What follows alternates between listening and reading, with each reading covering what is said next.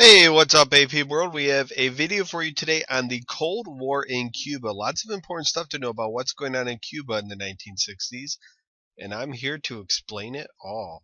So let's talk a little bit of background on Cuba first before we get going. Pre-1959, this is an important year, January 1st, 1959, Fidel Castro comes to power. Now, before that, U.S. businesses were active in Cuba. You saw the U.S. own lots of mines, farms, hotels, etc. It was a big gambling hotspot as well. It was essentially like the Las Vegas of the Caribbean at one point. January 1st, 1959, Fidel Castro takes control of Cuba and overthrows this guy on the far left, Batista. He was the leader of Cuba. He is overthrown by Castro, and Cuba eventually becomes a communist nation. If you've ever seen the great film The Godfather 2, there's a scene that depicts January 1st, 1959, when Al Pacino's character is in Cuba, and you see all sorts of chaos starting to happen with the revolutionaries overthrowing Batista. The U.S. relations with Castro were very shaky from the get-go, and shortly thereafter he becomes an ally with the Soviet Union, which is one of the worst things that could happen to the U.S. foreign policy-wise during this time, because that's another country that is succumbing to communism. In 1961, the U.S. breaks relations with Cuba.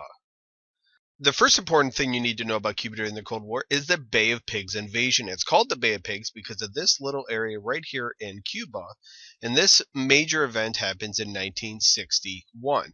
So prior to Eisenhower leaving office, and remember, he left office on January 20th, 1961, there was a plan that was in place to overthrow Castro.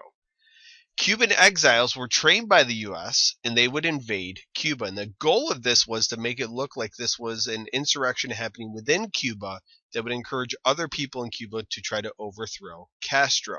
In April of 1961, the invasion takes place. Eisenhower is no longer in office. It's Kennedy, and Kennedy's in office for only about 3 months at this point. The U.S. does not get directly involved. They actually call off a last-minute airstrike because they didn't want it to come back that the U.S. had a role in this. And the invasion is a huge, catastrophic failure. Cuba is actually waiting for this invasion to happen. Kennedy has to go on international TV and apologize for it. And everything that could have gone wrong did go wrong during this invasion. So what's the impact of this? Well, Cuba and the Soviet Union worry about future invasions, and they actually get even closer as a result of this, which leads to something that happens the following year, the Cuban Missile Crisis. So the U.S. has some spy planes flying around Cuba, and they capture a photo of this. And you may be asking yourself, what is this? Well, on October 14th, the U.S. surveillance discovered missiles with nuclear capabilities in Cuba. They could reach all up and down the East Coast, and as many as 80 million Americans could have been killed if these nuclear weapons were fired at the United States.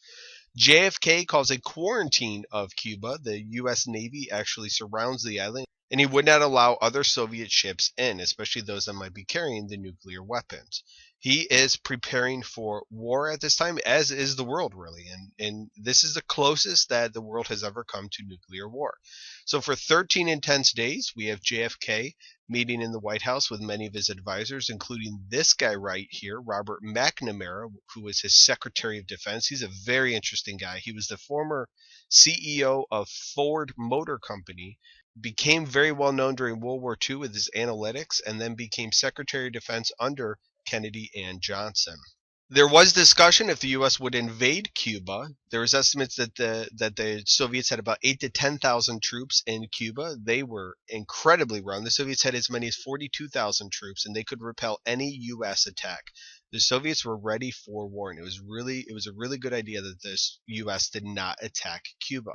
So eventually, cooler heads prevail, and the Soviet Union withdrew missiles. I've heard it compared to it's a staring competition between Kennedy and Khrushchev, the leader of the Soviet Union, and Khrushchev blinked first. In return for the Soviet Union withdrawing the missiles, the U.S. promised two things. One, not to attack Cuba in the future, and the U.S. would also withdraw some missiles they had in Turkey as well. And the U.S. had one of these missiles located in Turkey, which is pretty close to the Soviet Union. And what's the impact of this? Well, there's a hotline that is established between the USSR and the United States so that in times of crisis, they would be able to have direct contact with each other, so hopefully cooler heads would prevail. All right, that's everything you need to know about Cuba during the Cold War. Thank you very much for watching. If you're interested in a fantastic documentary, here's Robert McNamara, much older in life. This movie came out in like 2005, I think it was. It won an Oscar for something. And what he does is he basically goes over his entire political career, and he focuses so much on the Cuban Missile Crisis and the Vietnam War, and even World War II a little bit as well. It is an awesome, awesome documentary. It's about an hour and a half long. If you have not watched it, you're interested in this time period, I highly recommend watching it. It is superb. If you have any questions or comments, feel free to leave them in the comment section below. Thank you very much for watching, and have a good day, guys.